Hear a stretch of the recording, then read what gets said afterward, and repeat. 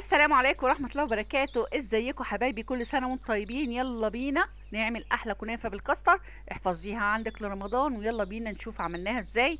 معايا كيلو من اللبن، هحط عليها معلقة كبيرة من الكاستر، معلقتين كبار من الكاستر ومعلقة كبيرة من النشا ونص كوباية من السكر، واوعي تنسي نص معلقة صغيرة من البيكنج باودر، وده مهم جدا هيخلي الكاستر معاكي لحد بكرة طازة تاكليه زي الفل اكنك لسه عاملاه، ما يجلدش منك. هحط معلقة سمنة كبيرة بلدي يعني يفضل يعني.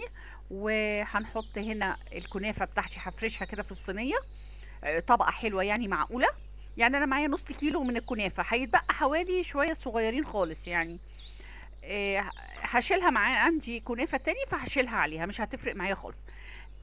انا ببطط الكنافة بتاعتي كده خالص، وبعدين هبتدي اصور الصينية بتاعتي بالكنافة بالمنظر ده. كنافة ما تكونش متقطعة يعني طويلة كده، وابتدي اصور بيها عشان تسهل عليا، بس عشان انا عايزة اعمل صور علشان لما انزل الكاستر بتاعي ما يطلعش بره. معايا هنا رشة كمان من السمنة البلدي، انا كنت مسيحاها.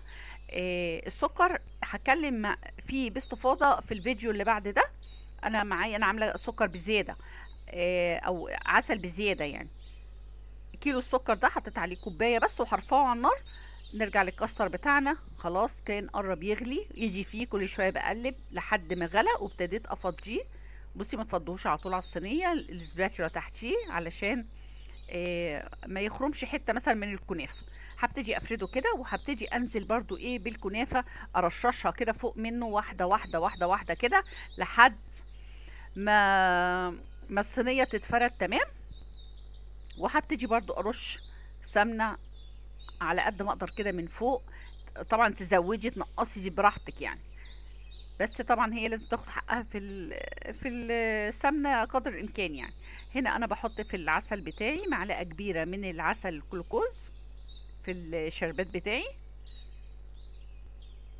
بصي انا بقلب من النص، ما باجيش جنب الحروف خالص، لاني انا مش عايزه العسل بتاعي سكر. ولو حسيتي ان في شربات نطور فوق، امسحيه بفرشه مبلوله.